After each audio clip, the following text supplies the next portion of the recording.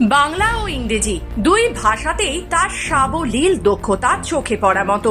বয়স এত কম হলেও শমিকা অনায়াসে বলতে পারে 20টি পশুর নাম, 20টি ফল, 20টি সবজি, 20টি পাখির নাম, বিভিন্ন জীবজন্তুর নামও এছাড়া জানে।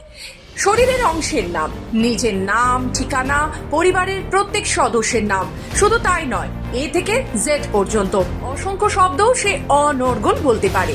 এবার পূর্ব বর্ধমানের কেতুগ্রাম ব্লকের বেল্লেশ্বর অঞ্চলের বড় মালিহা গ্রামে খুদে প্রতিভা শৌমিকা ঘোষ মাত্র 1.5 বছর বয়সে ইন্ডিয়া বুক অফ রেকর্ডসে নাম তুলে চমকে দিল সকলকে।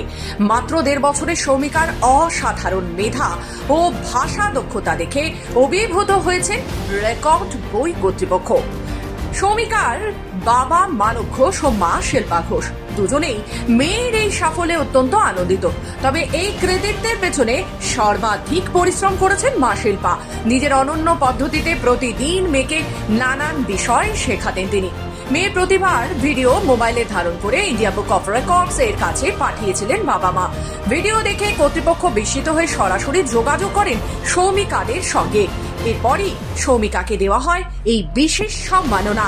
ছোটবেলা থেকে একটু তাড়াতাড়ি কথা বলতে শিখেছিল, তাই জন্য প্রথম থেকে একে লক্ষ্য করা হয়েছিল যে কথাবার্তা তাড়াতাড়ি বলে, যে যা বলা হচ্ছে পরে সেগুলো পরে আবার মনে থাকতো 2-3 দিন পর ধরলেও। সেই থেকে আমরা অনলাইনে অ্যাপ্লিকেশন দিয়ে দিয়েছিলাম যে ইন্ডিয়া বুক অফ রেকর্ডে যদি নাম তোলা যায়।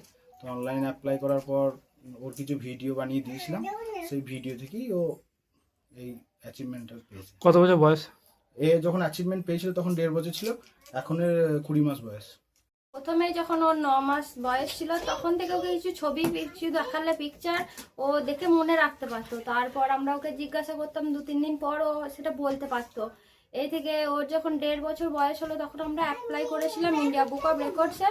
তখন ও অ্যাপ্লিকেশনটা ওরা সাকসেসফুল করেছিল এবং আমরা খুব খুশি হয়েছি এটা পেয়ে, অ্যাচিভমেন্টটা দেখি বড় হয়ে।